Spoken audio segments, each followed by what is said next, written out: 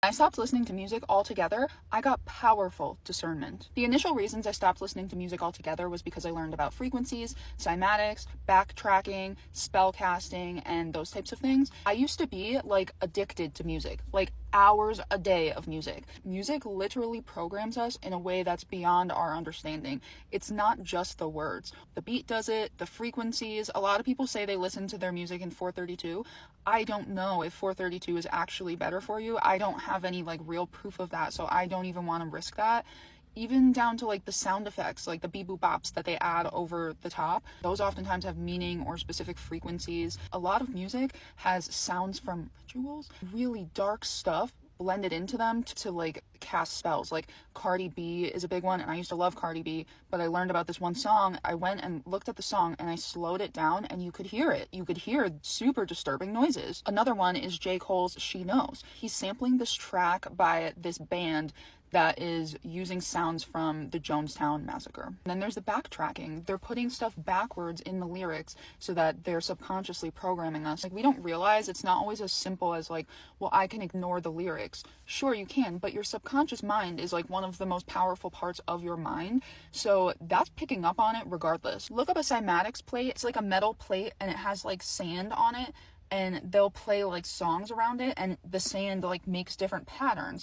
That's exactly what music does to like our cells and our bodies. I used to be a horror movie fanatic, and I learned that the most important thing to make a movie extremely scary is the soundtrack. That's why if you're watching a scary movie and you get too scared, you're supposed to cover your ears, not your eyes, because it's not the visuals that are scaring you, it's the sound. They're like sending frequencies that heighten your anxiety and make your nervous system shoot up and your adrenal glands. It's not as simple as like, oh, music makes you act ratchet or something like that.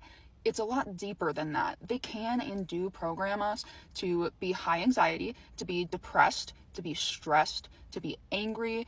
All of the bad emotions, they program that into the music. And it makes sense, right? Because Lucifer was the angel of music. And look at everything that the music industry does. I'm not even comfortable with listening to music in like a 432 frequency, not piano music, no nothing. If there's music on a TikTok, I scroll. I never put music on my TikToks because I don't want to subject you guys to it, because I don't know. I don't know what these frequencies are doing to us. But what I do know is that in the 2 or 3 months since I've cut out all music, my brain fog has lifted.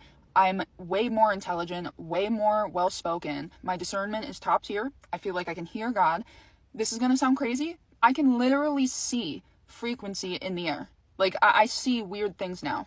I feel so much better, and when I want to listen to something, I'll listen to a podcast or a YouTube video or an audiobook. So on top of preventing them from programming my mind and my body to do things and feel things that I don't know about, they're totally against my consent, I'm also increasing my own intelligence and like feeling better and not being so anxious about things. And it could be anything from like just being anxious in general to, for me personally, I listen to like rap and like R&B a lot. So like some of the artists I would listen to, like Drake or like Future, they'll casually talk about like being players or being cheaters or whatever. And that would kind of indirectly manifest in me as me not wanting anything to do with men and thinking that I can never find somebody because everybody's just going to cheat on me. Even though that hasn't happened to me in real life, I was hearing that and thinking that. And there's a lot of other ones. Why do you think that most people, when they're at their lowest, is when they're listening to the most music? And movies and culture from like the 90s loved to portray moms that were like in their 40s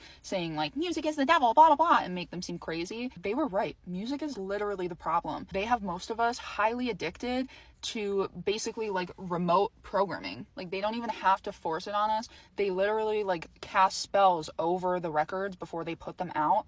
And then people are like walking around and they can't stop singing like Sexy Red songs, and the songs are like objectively terrible. It's because it's demonic. I'm not judging anybody or anything like that. I just wanted to tell you guys, if you've been looking for a sign to stop listening to music, this is it. This is for entertainment purposes only, and these are strictly my opinion.